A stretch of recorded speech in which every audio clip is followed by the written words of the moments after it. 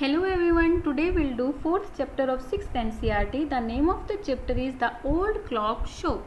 इस स्टोरी में हम ओल्ड क्लॉक शॉप में होने वाले एक इंसिडेंट के बारे में पढ़ेंगे. Let's start the story. Christmas eve had arrived. Christmas eve आ चुकी थी.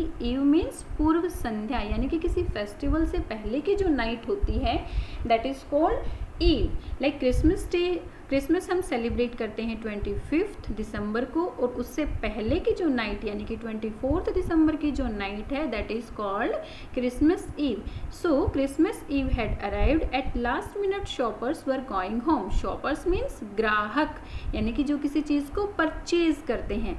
सो सभी जो है लास्ट मिनट के जो शॉपर्स थे वो घर जा रहे थे. A thick white sheet of snow layer salt lake city USA.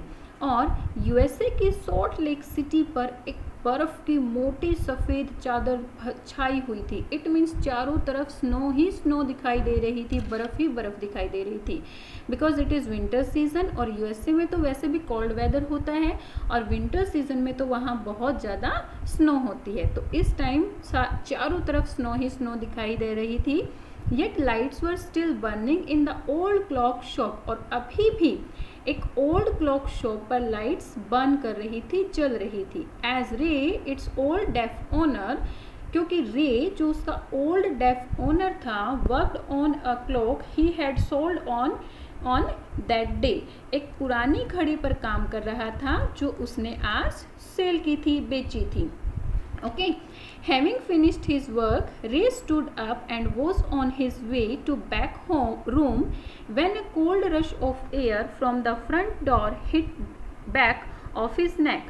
अपना काम खत्म करके रे खड़ा हुआ और अपने पिछले कमरे की तरफ जा रहा था.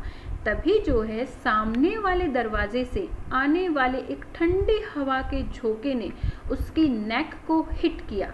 गर्दन, नेक मीन्स गर्दन, उसकी नेक को हिट किया. इट मीन्स एक ठंडी हवा का झोंका जो है पीछे वाले दरवाजे से आया, यानी कि दरवाजे पर अभी कोई आया था, दरवाजे को किसी ने ओपन किया था.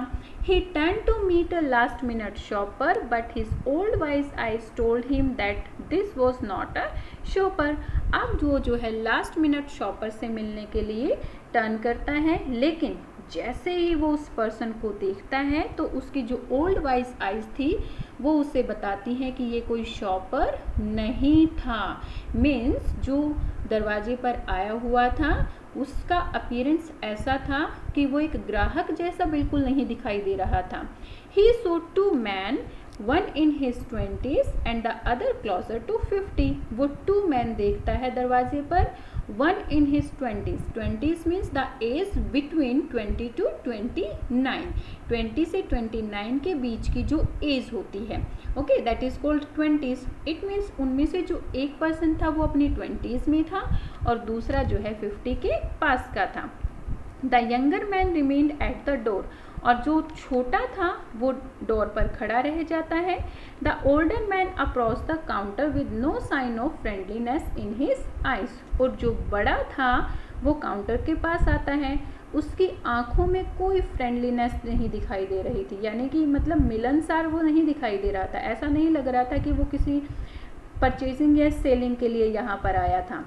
Ray was able to hide his growing fear. अब रे उसको देखकर डर रहा था, लेकिन फिर भी वो अपने डर को छुपा लेता है. As he slowly pushed a notepad and a pencil across the counter. और वो एक नोटपैड और पेंसिल जो है काउंटर पर रख देता है. Okay, he smiled at unfriendly face, then pointed to his ears and shook his head from side to side. वो जो है उस अनफ्रेंडली फेस की तरफ स्माइल करता है और अपने ईयर्स की तरफ इशारा करता है और अपनी गर्दन को हिलाता है. और इट मीन्स वो बताना चाह रहा था कि वो सुन नहीं सकता है, क्योंकि वो एक डेफ पर्सन था और इसीलिए वो अपने ग्राहक के साथ जितनी भी कॉन्वर्सेशन होती थी वो उस नोटपैड के थ्रू ही करता था. Okay, a quick look of surprise change the man's face as he studied the notepad. अब रे नोटपैड पर कुछ ऐसा लिखता है जिसको पढ़कर वो पर्सन जो है सरप्राइज हो जाता है. Then turn and set something to his friend. और वो टर्न करता है दरवाजे की तरफ और अपने फ्रेंड को कुछ कहा, वो अपने फ्रेंड को कुछ कहता है। Ray use the chance to look closely at the man. जैसे ही वो दरवाजे की तरफ टर्न करता है, रे को चांस मिल जाता है उस पर्सन को पास से देखने का। Paying attention to the shape of a gun and restless hand in man's right coat pocket. जो मैन था उसके कोट की राइट पॉकेट में उसका हैंड था और उसके बाहर से शेप एक गन के जैसी दिखाई दे रही थी कि शायद उसकी पॉकेट में क्या है, एक गन है।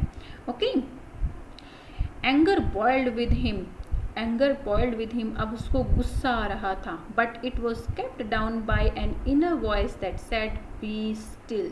लेकिन वो रुक जाता है अपने इनर वॉइस, अपने अंदर की अंतर मन की आवाज़ को सुनकर, जो कि उसको क्या कहती है, बी स्टिल, शांत रहो। He wrote on the note pad, may I help you. तो रे ने नोट पैड पर क्या लिखा था, मे आई हेल्प यू, क्या मैं तुम्हारी हेल्प कर सकता हूँ। इट मीन्स देखो वो पर्सन जो है बिल्कुल अनफ्रेंडली दिखाई दे रहा था, फिर भी रे उससे हेल्प के लिए पूछता है। Okay, for the first time the older man look directly at रे एंड स्माइल। अब दोबारा से रे की तरफ टर्न होने पर वो पर्सन फर्स्ट टाइम रे की तरफ डायरेक्टली देखता है और उसकी तरफ स्माइल करता है। लेकिन उसकी स्माइल भी मतलब नॉर्मल स्माइल जैसी नहीं थी, वो स्माइल कैसी थी, अ क्रूअल मॉकिंग स्माइल, एक क्रूअल निर्दयी, मॉकिंग मीन्स मजाक उड़ाने वाली, एक निर्दयी मजाक उड़ाने वाली स्माइल थी। They both understood why he was there. अब दोनों को समझ में आ गया था कि वो यहाँ क्यों आया है। Why his friend remained at the door, और उसका फ्रेंड जो है डोर पर क्यों खड़ा हुआ था। यानी कि रे को समझ में आ गया था कि वो यहाँ क्यों आया है, कि शायद वो यहाँ पर परचेजिंग और सेलिंग के लिए ही आया है। They looked like men who were down on their luck and were now ready to try something they would later be sorry about it. वे दोनों ही व्यक्ति इस टाइप के दिखाई दे रहे थे कि जैसे उनकी किस्मत बहुत ही ज़्यादा खराब थी। Looked down their luck, look down the luck means किस्मत खराब होना, यानी कि कोई बुरा टाइम आ जाना। ओके, और अब ऐसा कुछ वो करने वाले थे जिससे उन्हें बाद में पछताना पड़ेगा। Okay, the clocks ticked on, clocks जो हैं, क्लॉक्स क्या कर रही थी, टिक टिक टिक टिक, अपना मतलब वो रन कर रही थी टिक टिक करते हुए। रे कामली रोट अनदर मैसेज, अब रे शांत रहकर चुपचाप से दूसरा मैसेज लिखता है। Have you come to pick up a clock और वॉच, क्या तुम यहाँ पर कोई क्लॉक और वॉच को लेने के लिए आए हो। क्लॉक और वॉच में क्या डिफरेंस होता है। क्लॉक जो दीवार पर जो घड़ियाँ होती हैं that are called clock, and जो घड़ी हम अपने हाथ में पहनते हैं उसको क्या कहा जाता है, वॉच। दोनों ही घड़ियाँ हैं लेकिन दोनों में डिफरेंस क्या है। क्लॉक होती है दीवार घड़ी और वॉच होती है हैंड पर पहनने वाली घड़ी। Okay, then he pointed to the lawn board filled with hanging clocks and pocket watches.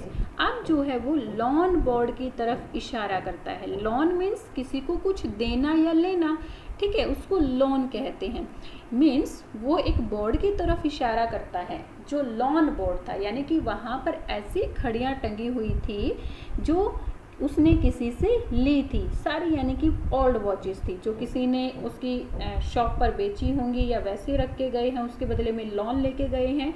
तो वो सारी की सारी घड़ियाँ जो हैं उस बोर्ड पर टंगी हुई थी। He was not a pawnbroker. Pawnbroker क्या होता है, यानी कि ऐसा पर्सन जो किसी को लोन देता है उसे क्या कहा जाता है, पॉन ब्रोकर। हालांकि वो पॉन ब्रोकर नहीं था, but at the same time he couldn't say no to the needy people who placed their old watches and clocks before him for anything they could get. but at the same time, लेकिन साथ ही वो उन ज़रूरतमंद लोगों को ना नहीं कर सकता था जो कुछ थोड़े बहुत पैसे पाने के लिए अपनी पुरानी घड़ियाँ उसको दे जाते थे। यानी कि लोग जो है अपनी पुरानी घड़ियाँ यहाँ पर सेल करते थे और उनके बदले में रे उन्हें कुछ पैसे देता था। He loaned more than he should, और वो हमेशा जितना उधार उसे देना चाहिए उससे ज़्यादा ही देता था। यानी कि जो क्लॉक्स की, वॉचेस की जो वर्थ होती थी, उस वर्थ से, उस प्राइस से वो हमेशा ज़्यादा ही देता था ताकि वो लोगों की हेल्प कर सके। मेन वो क्या करता था, लोगों की हेल्प करता था। They would be there when the owners wanted them back at the same price he had paid with no interest. और ये घड़ियाँ तब तक उसकी शॉप में रहती थी जब तक उनके ऑनर्स उन्हें वापस नहीं ले जाते थे, सेम उसी प्राइस के साथ जिस प्राइस से वो उसने ली थी, विद नो इंटरेस्ट। वो पैसे का कोई भी इंटरेस्ट नहीं लेता था। मेनली क्या होता है, जब भी हम किसी से पैसे लेते हैं तो लोग उनका इंटरेस्ट लेते हैं, ब्याज लेते हैं, लेकिन वो किसी से कोई भी इंटरेस्ट नहीं लेता था। Okay, then the older man seemed to feel a little easier, took out his hand from his pocket and quickly looked at the watch on his wrist. Then अब जो है वो इंसान जो था, जो घड़ी को बेचने के लिए आया था, शॉपर जो था, वो थोड़ा सा इजी हो जाता है, यानी कि वो थोड़ी सी उसको कुछ राहत मिलती है उसकी बातें सुनकर। वो अपना हैंड जो है पॉकेट से निकालता है और उसकी रिस्ट पर, रिस्ट क्या होती है, कलाई, उसकी रिस्ट पर, उसकी कलाई पर जो घड़ी थी उसकी तरफ देखता है। How much will you give me for this, the man wrote. Man लिखता है कि तुम मुझे इसके लिए कितना दे सकते हो। ओके, रे noticed a little shame in grey eyes looking at him. रे जो है वो ग्रे आइज जो उसकी तरफ देख रहे थे, उनके अंदर थोड़ी सी शेम फील कर देखता है कि हाँ, उसको थोड़ी सी शर्म महसूस हो रही थी। क्यों? क्योंकि शायद जो है वो इंसान किसी दूसरे पर्पस के लिए यहाँ पर आया था, लेकिन रे की बातें सुनकर, रे का फ्रेंडलीनेस नेचर देखकर वो टर्न हो जाता है। अब उसको जो है अपने डीड्स पर, वो जो पहले सोच कर आया था उनके ऊपर शेम फील हो रही थी। The watch was not nothing special and yet had great powers. Watch जो है ज़्यादा स्पेशल नहीं थी और ना ही उसके अंदर ज़्यादा पावर्स थे, यानी कि वो ज़्यादा लंबे टाइम तक अब नहीं चल सकती थी। It was something to exchange a way out of the bad situation. ये सिर्फ एक रास्ता थी जो उस इंसान को उस बैड सिचुएशन से, बुरी सिचुएशन यानी कि जब उसके पास पैसे नहीं थे, उस सिचुएशन से बाहर निकालने का सिर्फ एक रास्ता थी। Knowing that great need had brought the man to his shop in the first, Ray asked, "How much do you need for it?" रे पहले उससे पूछता है कि पहले ये जानने की कोशिश करता है कि वो यहाँ पर क्यों आया है। तो उसको मैन से पता चलता है कि वो उसको बहुत ज़्यादा नीड है पैसे की, इसीलिए वो यहाँ पर आया है। फिर रे उससे पूछता है कि तुम्हें जो है इस घड़ी के लिए कितने पैसे चाहिए। The reply came back on the note pad what ever its worth. Reply क्या आता है कि जितनी इस घड़ी की कीमत हो मुझे उतना ही दे दो। Ray reached into the cash box, pulled out a $50 note and passed it into man's hand. Ray जो है अपने कैश बॉक्स कहाँ क्या होता है, जहाँ पर पैसे रखे जाते हैं, अपने कैश बॉक्स की तरफ जाता है, एक $50 का नोट निकालता है और उसको उस मैन के हैंड में रख देता है। Okay, as they shook hands, Ray looked into the man's eyes, they seem to say thank you. जब वो हैंड शेक कर रहे थे, रे ने जब उसको पैसे दिए, उसके बाद जब वो हैंड शेक कर रहे थे, तो उसके बाद वो जो है अब रे उस पर्सन की आइज़ की तरफ देखता है कि शायद उसकी आइज़ क्या कह रही थी, थैंक यू, क्योंकि उसने उसकी ज़रूरत को पूरा किया था। They both new the watch wasn't worth that much. वो दोनों जानते थे कि वॉच की कीमत इतनी नहीं है, $50 की वॉच नहीं है। Before turning to leave the man wrote, I will be back to pick up it up as soon as I can, merry Christmas. जाने से पहले मैन लिखता है कि जितना जल्दी हो सकेगा मैं उसे लेने के लिए वापस आऊँगा, और वो उसको क्या, क्रिसमस विश करता है। Okay, The little story ended on the half hour with the clocks striking all together। और उसी टाइम जो शॉप में जितनी भी घड़ियाँ थी सभी टिक टिक टिक टिक करना स्टार्ट कर देती हैं, और ये लिटिल स्टोरी जो है यहीं पर ख़त्म हो जाती है। The time pieces which had been looking on silently all the while rang out at time with such feeling that even Ray thought he could hear them. जो द टाइम पीसेस, ये घड़ियाँ जो है चुपचाप साइलेंटली जो है सारा के सारे इंसिडेंट को देख रही थी, और फिर जैसे ही रे ने उस इंसान के हाथ में पैसे थमाए, एकदम से सभी जो है एक साथ टिक टिक करना शुरू कर देती हैं, और ऐसा लग रहा था कि शायद रे जो है उनकी आवाज़ को सुन सकता था, उन्हें समझ सकता था कि वो क्या कह रही हैं। Their sweet musical message was filled with hope. उनका जो ये म्यूज़िकल मैसेज था, जो ये टिक टिक करके वो कोई मैसेज दे रहा था, उनके मैसेज में क्या थी? एक होप दिखाई दे रही थी, एक आशा दिखाई दे रही थी। किस टाइप की आशा दिखाई दे रही थी? The timeless message of peace on the earth, goodwill towards all. उनके इस म्यूज़िक में एक होप क्या दिखाई दे रही थी? The timeless message peace on the earth, कि अर्थ पर शांति और गुडविल टूवर्ड्स द ऑल, और सबके लिए जो है सद्भावनाएं, अच्छी विल लेकर आए।